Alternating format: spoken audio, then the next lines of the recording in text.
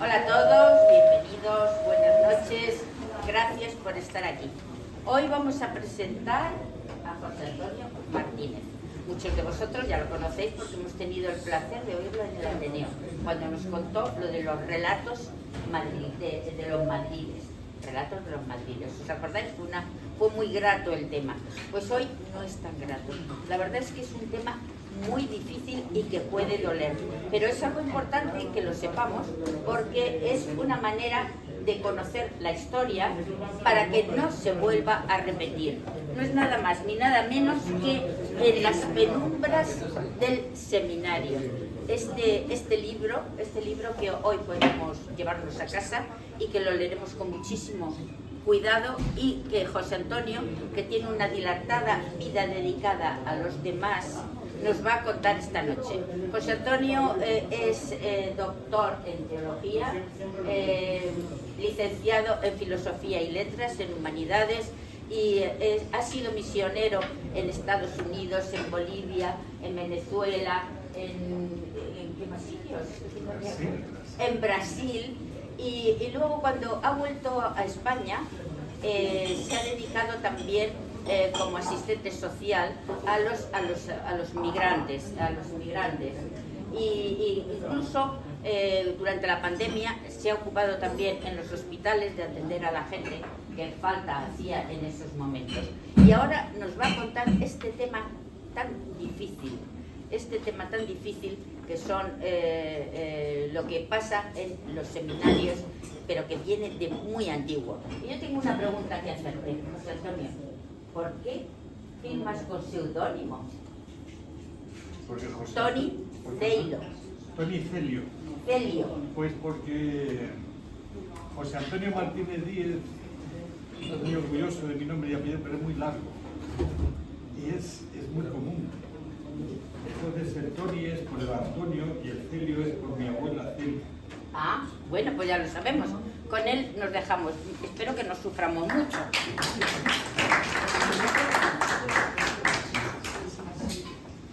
Pues muy buenas noches. ¿Se oye bien? Sí. Muy buenas noches a todos. Pues agradezco que en esta noche lluviosa del partido de Champions Atlético Real Madrid, y además que es martes de carnaval. Bueno, pues vosotros, en vez de estar en el partido, en vez de estar celebrando el carnaval, pues habéis venido aquí a escucharme y os lo agradezco de corazón. Gracias a todos. Y gracias especialmente a Juanjo, que no está, y a Elena, madre, y a Elena, hija, con H, porque me han atendido muy bien, y gracias a ellos estoy aquí esta noche dándos esta ponencia. La ponencia, como habéis dicho, es un tema difícil, delicado, pero vamos a llevarlo bien, no os preocupéis. Porque no voy a meterme con la cosa histórica, que es lo que nos gusta, ¿no? Entonces el tema es la pederastia clerical, causas históricas, lo he dicho de otro modo. Las causas históricas, la pederastia clerical.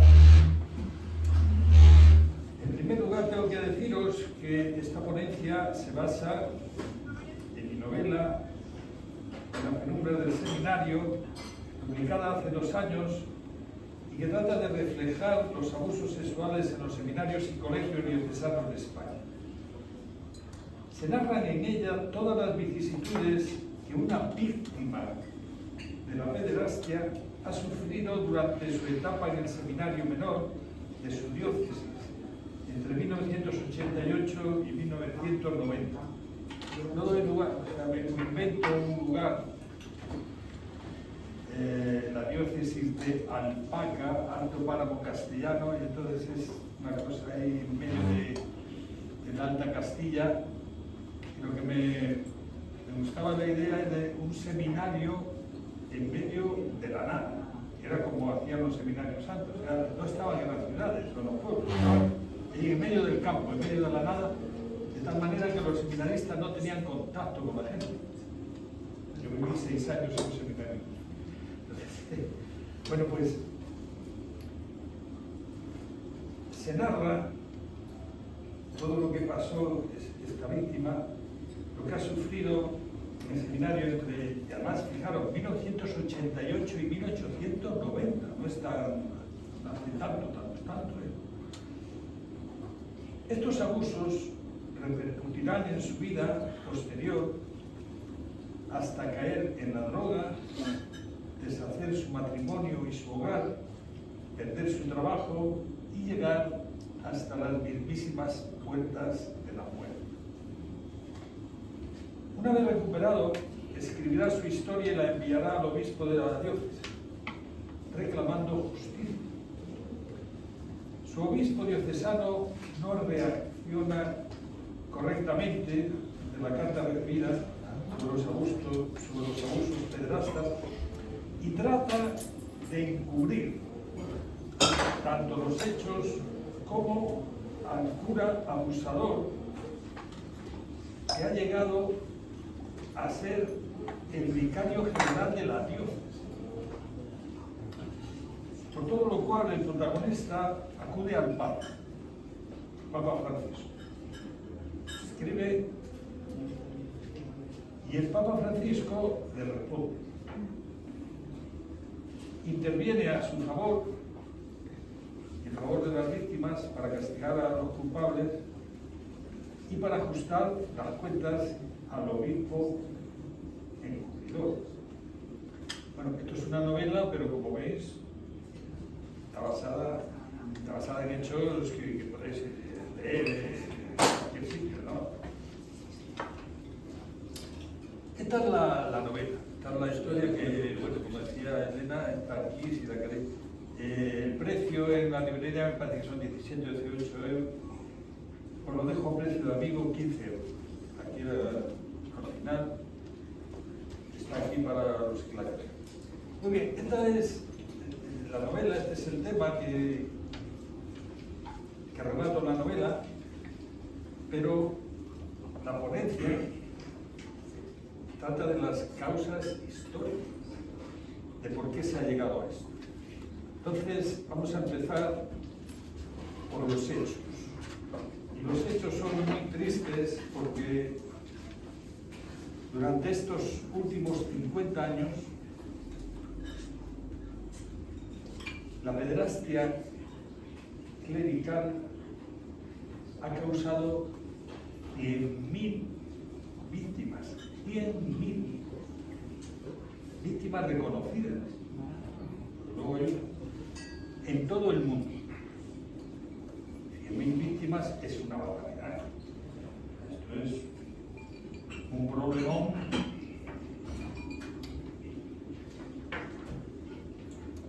Convendréis conmigo, por lo menos yo tengo esta idea, de que la pederastia clerical ha sido la lacra y la plaga más nociva y negativa de la Iglesia en sus casi 2000 años de historia.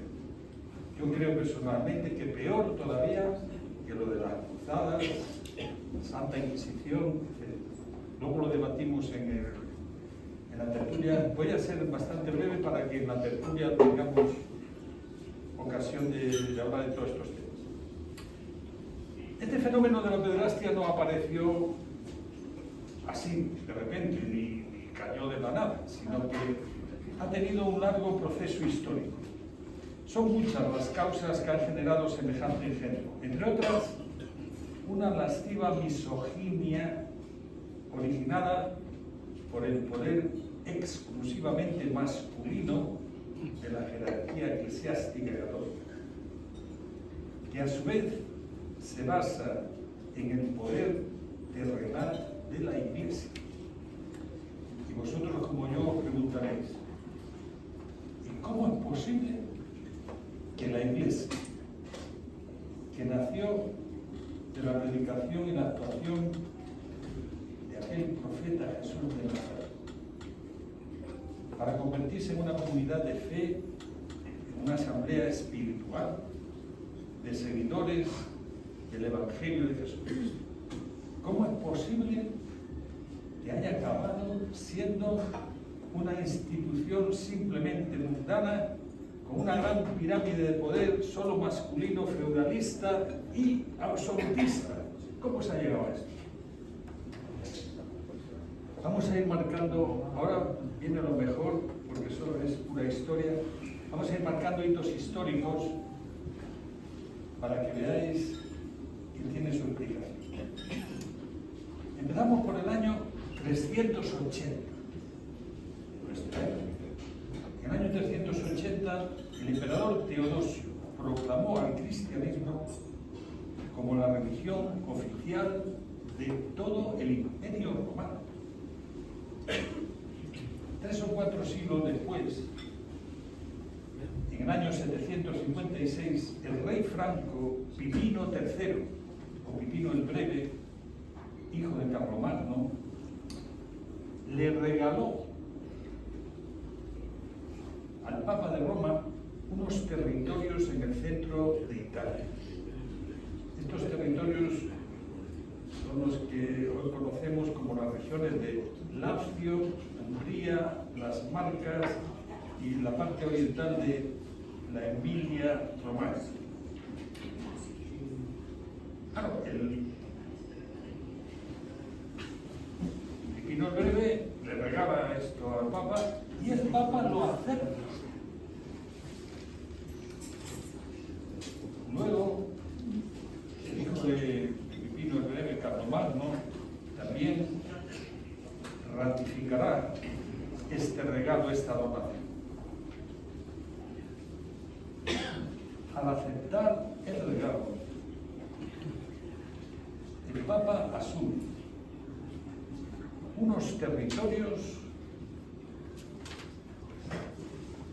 unos feudos, unos castillos, unos ejércitos, unos armamentos, es decir, que la Iglesia se constituye a partir de ese momento en un poder o en un estado feudalista.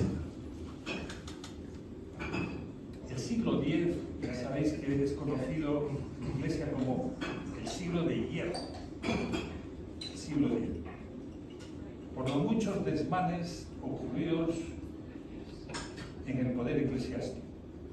Incluso hubo un periodo denominado la pornocracia de la Iglesia, la pornocracia del poder del pueblo. Entre el 903 y el 973, en el que tuvieron mucho poder las cortesanas a través de sus relaciones con papas y cardenales. La cortesana más conocida fue Marocia, nacida en el 892 y fallecida en el 955. Esta tal Marocia, fijaros, fue hija de un papa, el Papa Juan X. Luego fue amante de otro papa, el Papa Sergio III. Fue la madre del Papa Juan XI y la abuela de Juan XII. Todas las señoras. A finales del siglo XI, el Papa Gregorio VII, con su reforma gregoriana, trató de eliminar todos estos abusos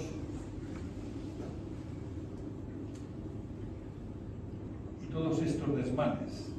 Entre otras cosas, abolió la simonía.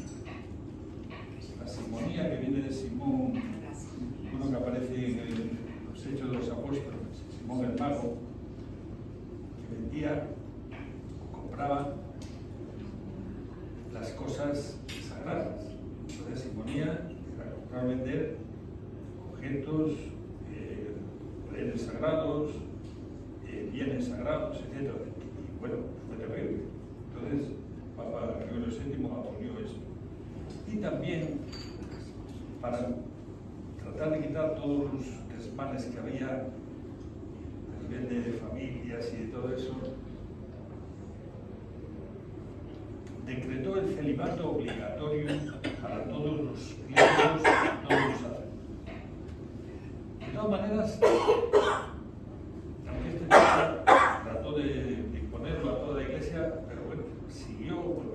del Renacimiento hubo. Y no fue hasta el año 1563, con el Concilio de Trento, en que se proclamó solemnemente y bajo pena de excomunión el celibato obligatorio para todos los sacerdotes y fieles.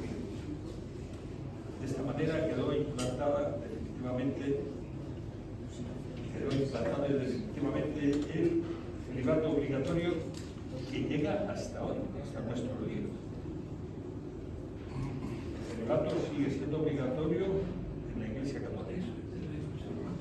Que los sacerdotes y los clérigos no se pueden casar. Y si se casan, ipso facto, dejan de ser sacerdotes. Esa es la norma. El Concilio de Trento también decretó la creación de seminarios para la formación de sacerdotes. Ambos decretos del Concilio de Trento, repito, se han mantenido hasta nuestro día. Los estados pontificios y el poder terrenal de la Iglesia pervivieron por más de 1000 años, desde 756, cuando Pipino, hasta 1860. ¿Qué pasó en 1860? Que fue lo de la unificación de Italia. Entonces, el Papa, con su ejército, dijo, no, yo no me uno a Italia, lo mío es mío, y los estados pontificios son los estados pontificios. Y peleó con Garibaldi y todas sus tropas. De hecho, Garibaldi, antes de enfrentarse, cuando ya tenía todo el norte de Italia, antes de enfrentarse al Papa, lo que hizo fue por mar bajar a Nápoles y Sicilia y conquistar Nápoles y Sicilia, y luego ya, claro, tenía al Papa entre los fuegos. Costó, ahí hubo guerras y batallas. Al final, vencieron los de Garibaldi y los que estaban por la unificación de Italia, y en 1860 Italia se quedó con todo lo que eran los estados pontificios, menos la ciudad de Roma.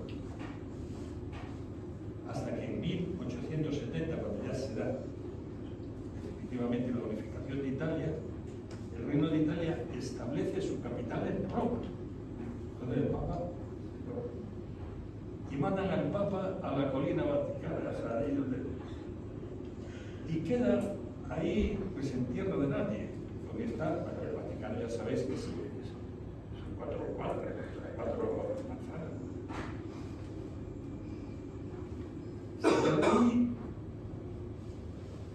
Y no tenía poder hasta que en el año 1929 otro papa, el papa que se quedó allí solo del Vaticano y además se autoproclamó prisionero del Vaticano, fue Pío IX, el famoso Pío IX. Fue el papa que más años estuvo y que aquí en España le tenemos un recuerdo especial por unos dulces que hay en Santa Fe de Granada. Están hechos cuando él fue elegido papa. Por eso es así como la mitra. No mitra, sino de cabeza de zodiaco. Y luego rechonchito, porque él era bastante bajo, rechonchito. Bueno, pues este Pío IX se autoproclamó prisionero en el Vaticano. Y quedó ahí la cosa en el aire hasta que el 11 de febrero de 1929, otro papa, Pío XI, y el jefe de Estado de Italia, un tal Benito Mussolini, firmaron los pactos de Letrán, por los cuales el Papa reconocía al Estado de Italia, todos los territorios de Italia, y el Estado de Italia reconocía la ciudad del Vaticano como territorio independiente bajo jurisdicción del Papado. Es decir, quedaba declarada la ciudad del Vaticano como un Estado independiente y el Papa como jefe de Estado. Y eso seguimos teniéndolo hoy. Está claro que el tiempo y las circunstancias históricas han ido transformando a aquella comunidad espiritual y fraternal de los seguidores de Jesús de Nazaret en una institución internacional con una sólida y gigantesca pirámide de poder. Esta pirámide de poder se ha mantenido férrea e inexpugnable durante los últimos 500 años, produciendo gran cantidad de clérigos en sus seminarios, donde solo se forman a jóvenes, varones, educados exclusivamente por hombres. En el seminario solo hay hombres. Y esos seminaristas, los más idóneos y capacitados, se convertirán a su vez en los dirigentes de esta gran pirámide del poder con todo su complejo engranaje. En este contexto de poder y de exclusividad masculina se fue engendrando una casta misógina que, además de propiciar la homosexualidad, propició la aparición de los pederastas, la pederastia colectiva. Y sobre todo alimentó y alentó el encubrimiento de la pederastia para mantener intacta e inmarchitable la gran pirámide de poder exclusivamente masculino. Esta pirámide de poder sigue siendo dirigida y controlada por hombres, solo por hombres, porque se mantiene el celibato obligatorio y porque además no se admiten a las mujeres en los ministerios sagrados.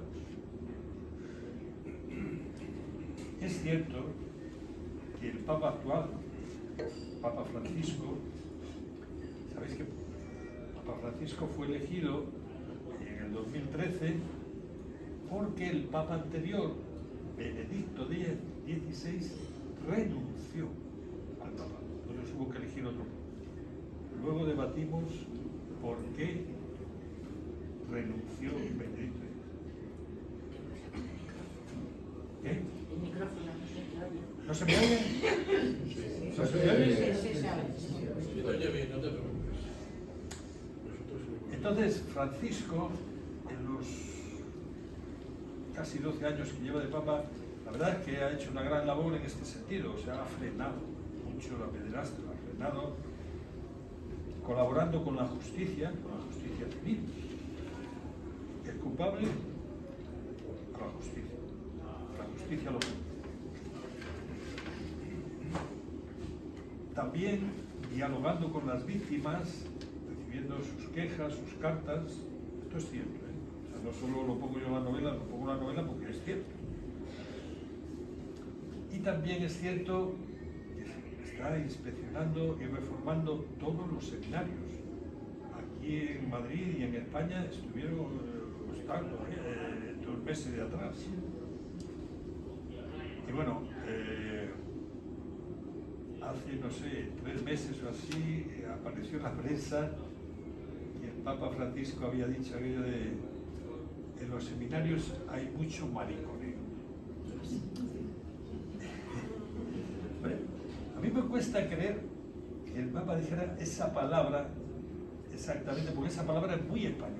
Sí, en Argentina dice Entonces, claro, mariconeo, en Argentina no se dice, o sea, se emplea otra palabra. En Argentina también se dice, o sea, mariconeo, pero lo dicen en otro sentido, pero lo de mariconeo lo dicen, no dicen esa expresión que decimos nosotros en España. Déjate de mariconeo, eso no dicen en Argentina. Y en Italia menos, Italia peleará otra palabra, no sé cuál. Pero bueno, todos entendemos lo que ha querido decir.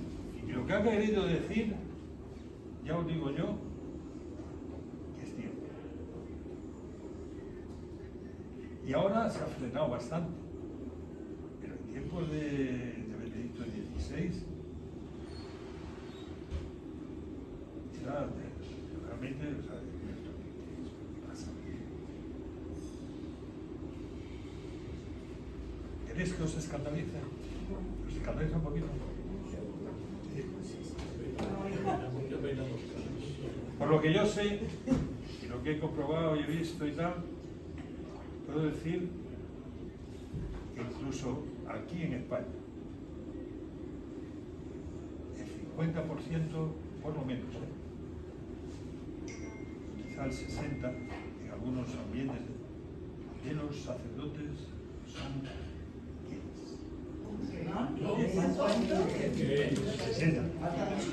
homosexuales. Luego lo debatimos. Que el 50 o 60% de los sacerdotes es homosexual.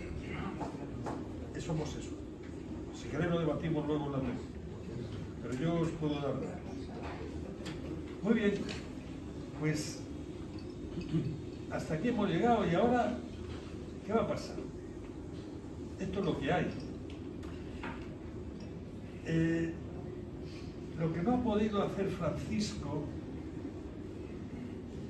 es avanzar en el nombramiento de hombres casados para ejercer el ministerio sacerdotal o en establecer el celibato como opcional, o sea, que quien quiera se pueda casar.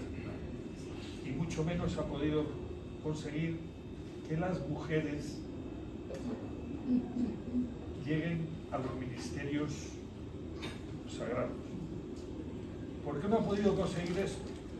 Estuvo a punto de firmarlo, por lo menos las dos primeras cosas, lo de los hombres casados, eso lo he estado, y de darle por lo menos algún ministerio a las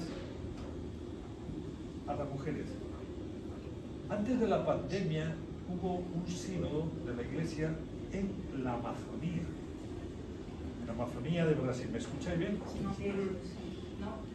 ¿No? Bueno, pues ¿Hola? En la Amazonía de Brasil, hace como 4 o 5 años,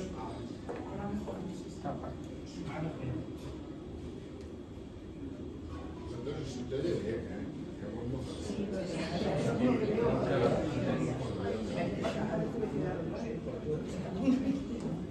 Bueno, pues en la Amazonía de Brasil hace unos 5 años o 6 hubo un sínodo de la Amazonía, y era un sínodo para toda la Iglesia. Entonces, en ese sínodo había obispos, había sacerdotes, pero lo que más había, porque lo que más hay, son seglares que atienden parroquias y diócesis, y monjas, mujeres, sobre todo monjas, que atienden parroquias. Yo esto lo he conocido. Hay muy pocos sacerdotes en la Amazonía y en América Latina en general, y están atendiendo las parroquias mujeres. No hay cura, no hay párroco. Y entonces lo que pedían allí es que se ordenase a estos hombres que llevan 30 o 40 años llevando sus parroquias, y a las mujeres, a las monjas que llevan también 30 o 40 años. Yo conocí a 3 monjas brasileñas que llevaban una parroquia que tenía 150 comunidades. O sea, cuando aquí dicen un cura lleva 20 pueblos, pues estas tenían 150. 3 monjas. Y venía un cura del interior de la selva de Chapurí y les celebraba una misa en medio. Y entonces me pidieron, por favor, yo estaba en Bolivia, entonces me pidieron por favor que fuera a celebrarles otra misa al mes. Bueno, entonces, y yo celebraba una vez al mes. Bueno, pues ellas 3 llevaban la parroquia. Entonces, lo que pedían en este sínodo es que eso, se hiciese sacerdote a los hombres casados y con hijos y tal, pero que llevaban 30 o 40 años llevando a las parroquias, y ya estas monjas que por lo menos que las hicieran diaconisas, no sé, o algo. El Papa estuvo a punto de firmar esto, pero la ultraderecha católica, en España hay mucho, pero en Madrid también, le dijo al Papa que cuidadito, que ni se le ocurriese, porque como firmase eso, él y sus secuaces estaban fuera de la iglesia. Porque la verdadera iglesia eran ellos, los ultraortodoxos, la ultraderecha. Palabra, ¿eh? Esto ha sido así. Ya saldrá el día que tenga que salir este papel, pero ha sido así. Y el Papa tiene 88 años. Claro. Bueno, ¿y qué va a pasar ahora? Tenemos al Papa malito, él no puede hacer mucho más. ¿Qué va a pasar? Ya con esto voy terminando. Lo que sí ha hecho bien Francisco ha sido una cosa, y es de los 137 cardenales que hay actualmente y que van a elegir el próximo Papa, el 80% de estos cardenales los ha elegido Francisco. Por lo tanto, la mayoría está en la línea de Francisco. También ha nombrado a muchos cardenales de diferentes partes del mundo. Por ejemplo, no sé si os suena, pero a vosotros os sonará, pero a la mayoría de la gente ni sabe dónde está. Timor Oriental tiene un cardenal. Singapur, que son solo 250.000, tiene otro cardenal. Y yo acabé de descubrir estos días leyendo y tal, Tonga es un archipiélago de islas y tal que está entre Samoa y las islas Fiji. Pues tiene otro cardenal. Entonces, de tal manera que de los 137 cardenales, más del 50%, o sea, 55%, no son europeos, por primera vez en la historia. Y esto puede cambiar la balanza bastante. Lo más seguro, lo más lógico es que el próximo Papa sea de la línea de Francisco y sea o latinoamericano o asiático. También puede ser africano. Pero ojo con los asiáticos, que es donde más está creciendo la iglesia. La India tiene 5 cardenales. Y todos los demás países, Indonesia, Japón, Corea, etc. Filipinas tiene 3 o 4. Y hay un filipino que es muy papable, un tal Luis Antonio Tagle. Y se llama así, Luis Antonio. Filipino con nombre Tagle. Y por ahí puede venir la vía de esperanza de que las cosas cambien. Las cosas cambien porque es que tienen que cambiar. Desde aquí, desde Madrid, se ve diferente porque, claro, aquí hay 2.000 curas en Madrid. Hay 2.000 curas, ¿para qué queremos mujeres? Hay 2.000 curas, ¿para qué queremos mujeres? ¿Y para qué queremos curas casados? Tenemos 2.000 curas. ¿Ah? Pero la Amazonía, que lo tienen, a ver, ¿qué pasa aquí? Y nosotros también queremos tener los sacramentos y la misa y tal. Entonces, por ahí pueden venir las cosas y desde luego, si se abre la iglesia a poner un celibato opcional, quien pueda casarse, y abre también a las mujeres la posibilidad de que puedan irse ordenando. Es que fijaros, las órdenes sagradas son lectorado, acolitado, diaconado, presbiterado, sacerdocio, episcopado y papa. Bueno, pues las mujeres no pueden ser ordenadas ni tan siquiera lectoras o acólitas. Claro, alguno dirá, pero ¿cómo que? Pues si yo he visto en mi parroquia que una señora ha salido allí a ver. Y hay una señora que reparte la comunión con el cura. Ya. Pero eso es como un servicio prestado, pero no está ordenado. ¿Cuál es la diferencia? En que las órdenes son un escalafón.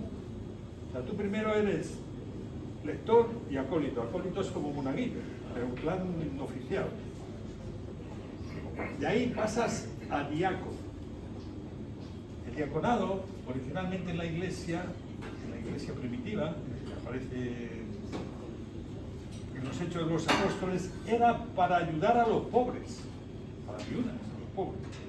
Bueno, pues de ahí subes a diaconado, de diaconado subes a cura, y de cura a obispo y de obispo a papa. Es un escalafón, y hay las mujeres. Bueno, pues esperemos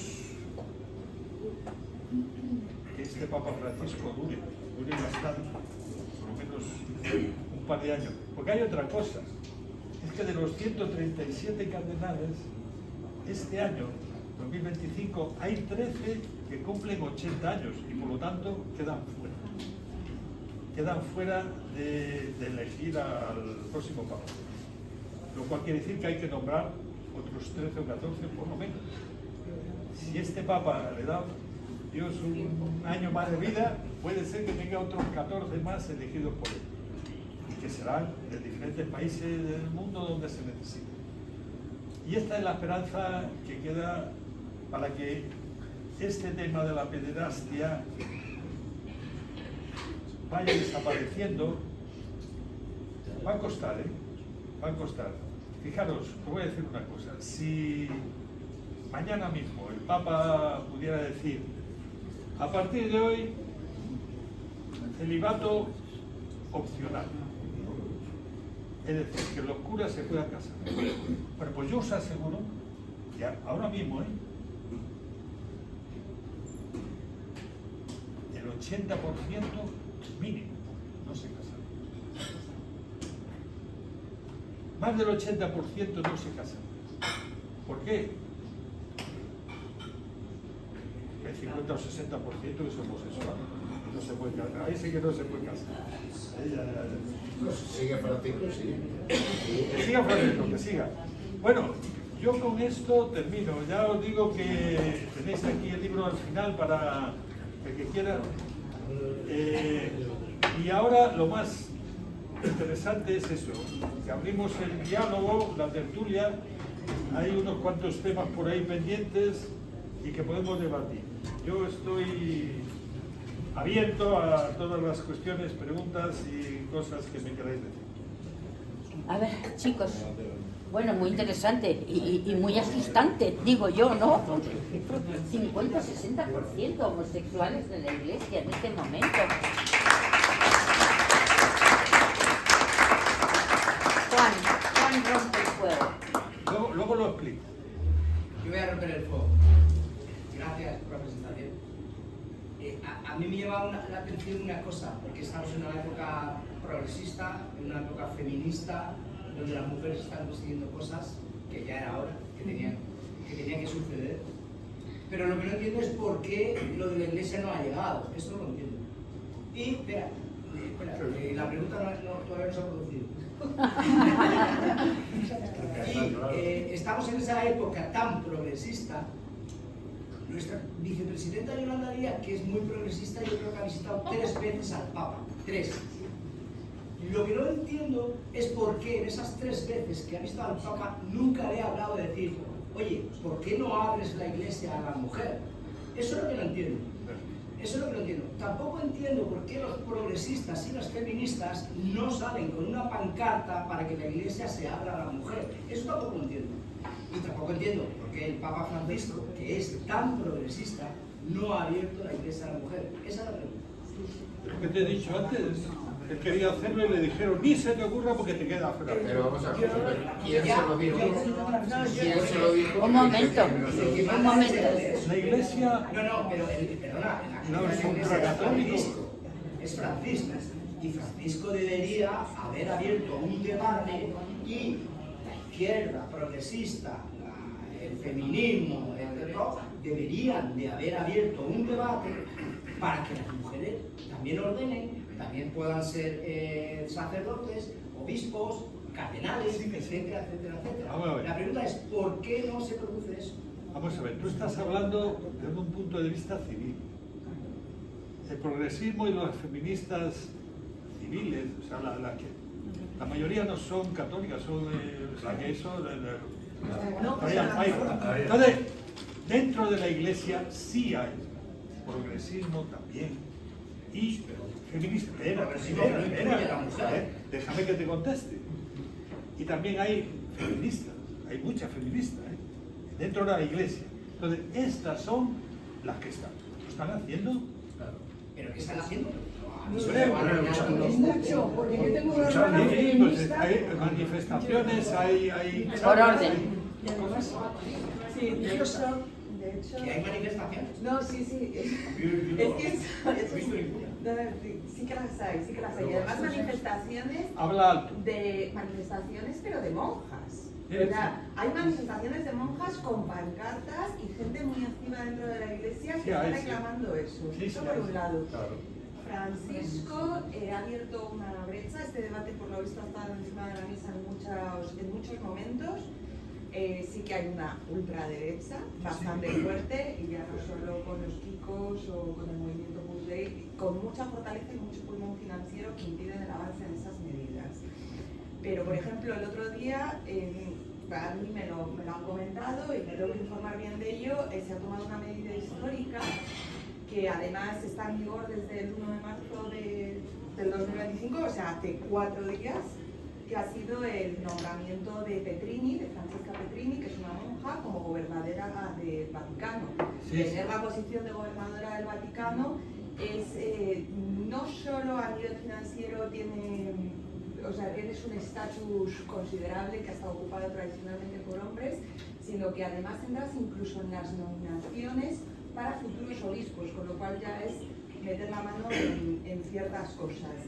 Y desde el año 2022, que estamos hablando de hace 3 años, el nombramiento de mujeres en puestecitos, porque no se las están dando ministerios, pero eso sí que se está avanzando. Si no ha podido hacer más cosas, ha sido por impedimento de curia, donde hay unas... En la película Contian, si la habéis visto, se ve francamente bien las distintas posiciones que existen a nivel político en los movimientos que hay.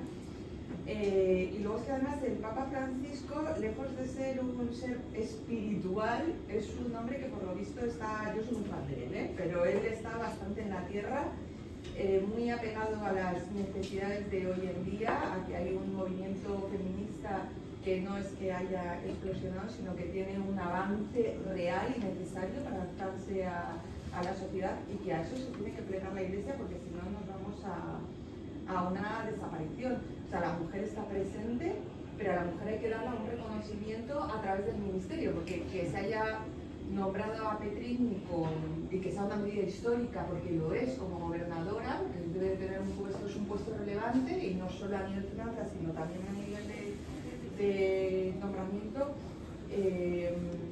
de obispos, que eso ya es de cara a futuro.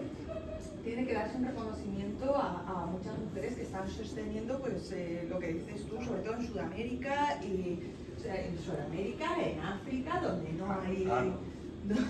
donde no hay tantos curas como los que podemos tener aquí, que tampoco te creas que nos sobran tanto. Aquí sobran. O sea, que él por lo visto ha adoptado una serie de medidas, incluso yo tengo una amiga que está metida en relaciones internacionales a nivel dirección, en el Congreso de los Diputados, y ella, la gran sorpresa que tuvo cuando conoció a Francisco es que, lejos de ser, tú te imaginas un papa que está pues levitando, y dice, para nada, y dices, es que espero, o sea, no estamos hablando de un Ratzinger, no estamos hablando de un Wojtyla, que hicieron su función, y ahí están, y cada uno tendrá la visión que tenga, sino que este señor ha ido adoptando medidas que a lo mejor nosotros desde nuestro sitio las vemos como muy chiquititas, pero es fundamental que haya nombrado directamente a tanto cardenal, porque lo que se está asegurando es que lo que él no vaya a poder ver, puede que nosotros lo podamos ver dentro de 20 años o 30 años, donde haya un reconocimiento real del ministerio de la mujer dentro de la Iglesia, que creo que además es una tabla de salvación para la institución.